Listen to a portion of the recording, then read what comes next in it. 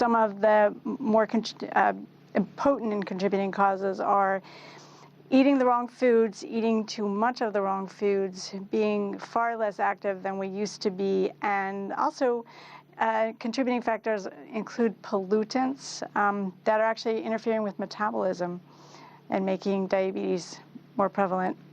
When we think about diabetes, we usually want to blame sugar. Is that still the case? Sugar is just part of the story. If you didn't eat too much sugar, like in total calories, it probably would not cause diabetes.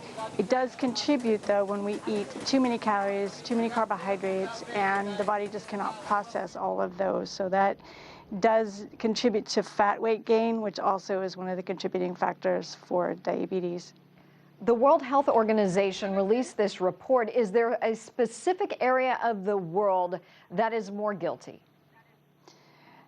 I think all areas of the world are actually at risk now, and it appears in the developing countries the rates of type 2 diabetes are actually exceeding the rates in the more industrialized countries. And there are many reasons for that, but as countries become more industrialized, they actually go towards a more westernized lifestyle, which involves easier access to food and far less physical activity, maybe exposure to more pollutants by living in city environments instead of the country. So when we think of bad food, bad eating, I normally think of fast food type of food or soda.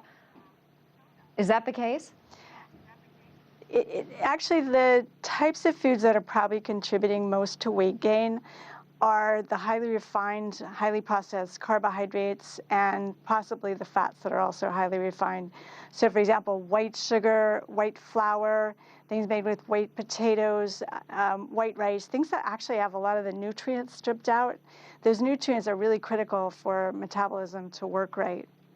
How is this when it seems like we live in an age where all we hear about is juicing your food or kale as an alternative to Bib lettuce and yoga and just living a cleaner life?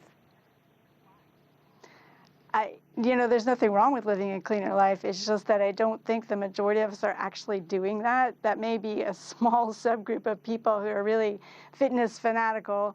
And the problem is that even if we're doing those things, we still need to be more physically active. That's really critical because we store carbohydrates in muscle. If we're not using our muscles, we have nowhere to put those carbohydrates, and they get turned into excess fat. What kind of drastic action needs to take place, Sherry? I think it's going to actually have to take place at a much higher level than at the individual level.